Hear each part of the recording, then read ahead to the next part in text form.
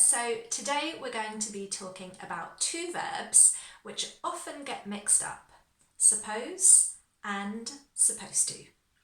And I want to give you some really nice natural examples so that you know how to use those verbs perfectly correctly and your English will sound fantastic. Okay, but before we get started, let me just give you a little reminder to subscribe to this channel so that you don't miss any real English lessons because I upload a new video every week.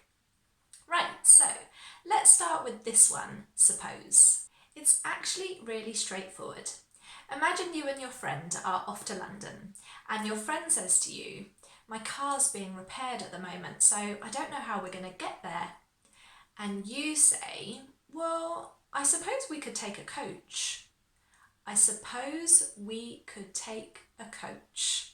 Okay, so all you're really saying is, I guess that's an option. You're giving an option.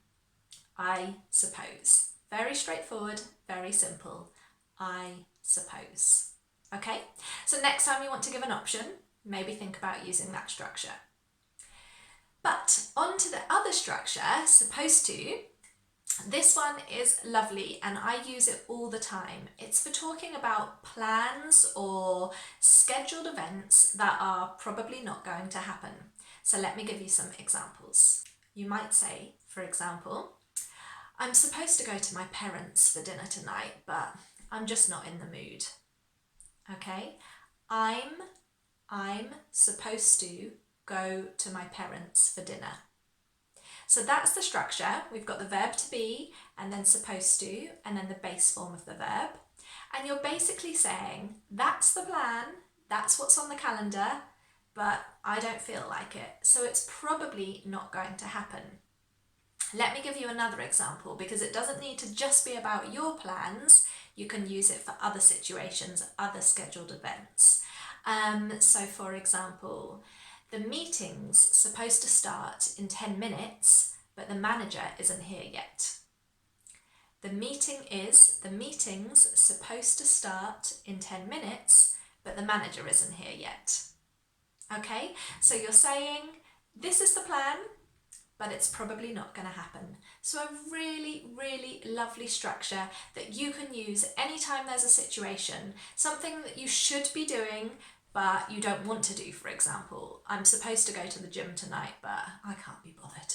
Okay, so a lovely structure, and we can use it in the past as well. So when we use it for the past, we're talking about things that were planned to happen and they didn't happen for whatever reason.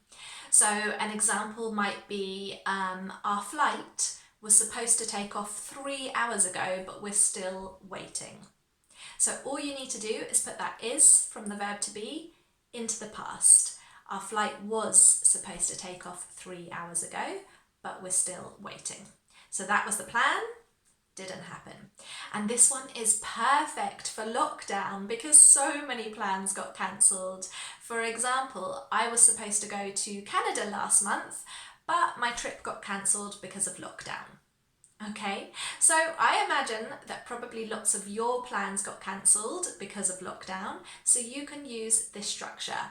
I was supposed to blah blah blah, but it got cancelled because of lockdown. Can you think of your own example? I'd actually love to hear your own example, so pop it in the comments below so that I can have a read. I was supposed to blah blah blah, but it got cancelled because of lockdown. Give that one a try. So there you go. I hope that you feel confident about using suppose and supposed to. If you found that helpful, then please give me a thumbs up and I'm looking forward to reading your comments. I've got lots more videos on grammar or vocabulary, so check those out and I'll see you in the next lesson.